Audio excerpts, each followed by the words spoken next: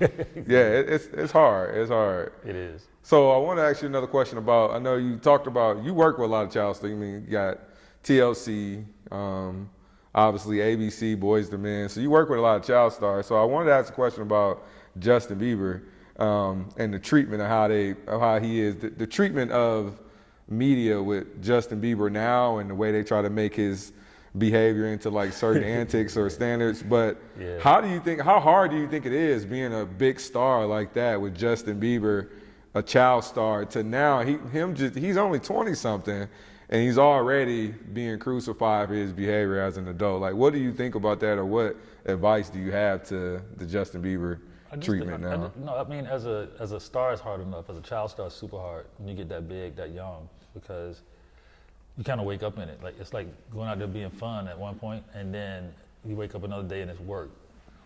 And people are like telling you what you have to go do and what you got to go do, and it's tiring and it's all that. So I feel like when you get to the point where you're old enough, you know, and you grew up through all that, like anything else in life, when you're a teenager and you're younger and you come to your teens and your 20s, everything looks different. And then when you start to get up past all of that, you know, it's right at that 30 mark, and you have a family and you have things you look at different. Like a lot of your mental wasn't prepared for what you did, put it like that. And so you get the results of it now. Yeah. You know, now if you start a little later, your mental is prepared to deal with what you're dealing with because you set some things off in your life, right? But when you're a child star, your mind isn't prepared to deal with that. And so a lot of times the reason that you see people suffer from it a little later is because when they're old enough, they're exhausted from it, for one, and then for two, like that's taking a toll on them that they didn't know how to deal with during the time. You know, so you process it now. You know, a lot of times you look at any case of whether it's stardom, whether it's cases of abuse or something like that people had younger, and then they get older and they say, oh dang, I didn't realize that's what was happening to me because I didn't understand it. That's the same thing. You know, when you're coming up in the industry young, you don't know what's going on because you don't understand it. You're just going through, your body's going through the same motions and the same wear and tear in your mind and your mental and all this stuff.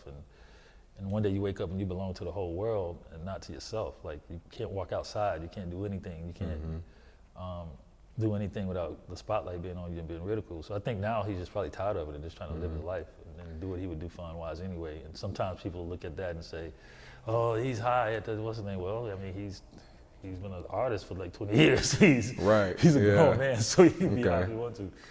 I didn't think about it that way. That, like you're saying, the experiences he's having now is just as normal as any other person having. But for him, being trapped in that child star life, it's totally brand new for him. Totally new. So it looks away to us because we've always saw him in one light. I get that. So one of the things they try to say, the reasons why he's acting out now and some of these clips that are coming out is because he actually was abused by Diddy. Now, do you believe any of those that's just theories? That's just a bunch of shit that you're gonna get from Instagram. Like, okay. All those, like, anybody that knows in this industry that you know, for one, whatever star you are, the bigger you are, the more, especially now, because stars didn't have social media back then. So you're always subject every second to somebody else's opinion and somebody else's thing that becomes law because it's on social. But it's no merit to that, no merit to none of the craziness.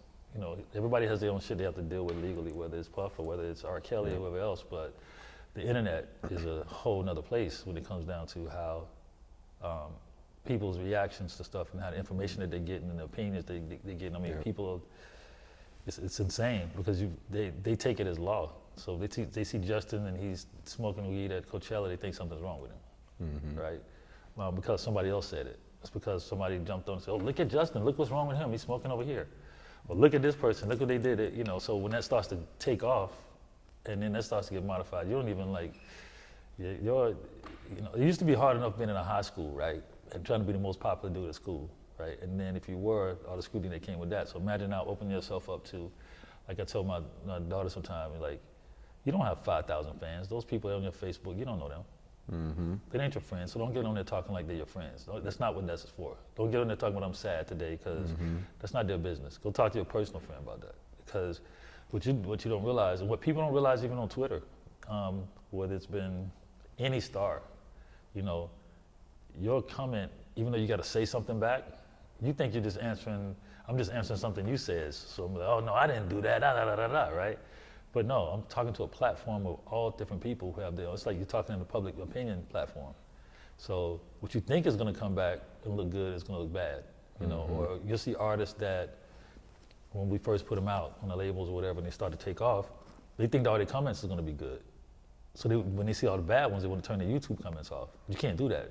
That's just real. If they're talking about you, they're saying something. So don't turn it off. You got to keep going and cut through it because nobody's going to say all good stuff about you at any capacity, especially doing social. So, you know, but it's one of those things that you're not used to somebody saying something bad about you and not many other people seeing it. You know, if it's one-on-one, it's one thing. But if somebody gets on Facebook or Twitter and say something bad about you, you're going to respond and not thinking that everybody else is looking at you too. So it's like a setup. So I always tell my kids, use social media for what you need it for. Like, if you want to portray this what your life is, then portray that. But anything that's really going on with you, you better talk to somebody that's your friend or somebody close to you, you know, your therapist or somebody, but don't go to social media with it.